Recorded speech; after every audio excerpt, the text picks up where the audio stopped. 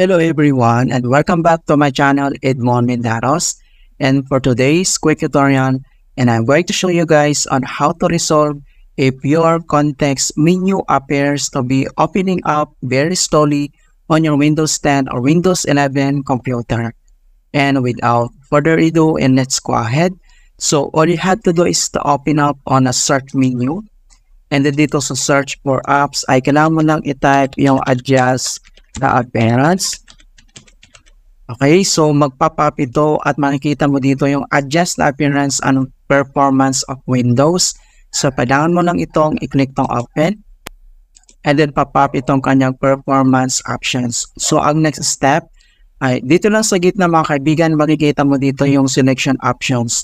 So under dito sa advanced, and then select mo lang dito yung adjust for best performance. So i-click mo lang yan. And then next step ay kailangan mo lang i-click tong apply, and then click mo lang dito yon. Okay. And then after dito ay back ulit tayo dito sa search menu. Click mo lang yan.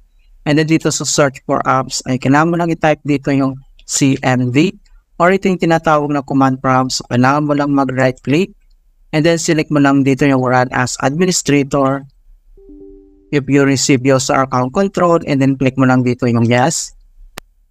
And then dito sa administrator command prompt ay kailangan lang natin i-enter yung command keyword na sfc /scan now. So in all small letter lahat, and then yung /scan now ay one word po yan. And then press mo lang yung enter.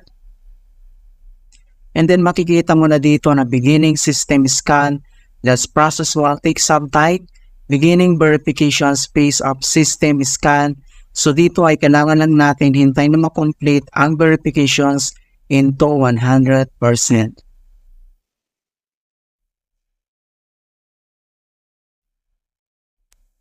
And finally, makikita mo na dito na verifications 100% complete.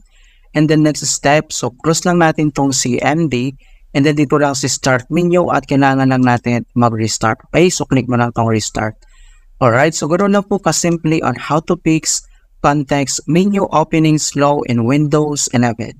And please don't forget to like this video, subscribe to my channel for more quality content. Thank you guys, and see you in my next tutorial.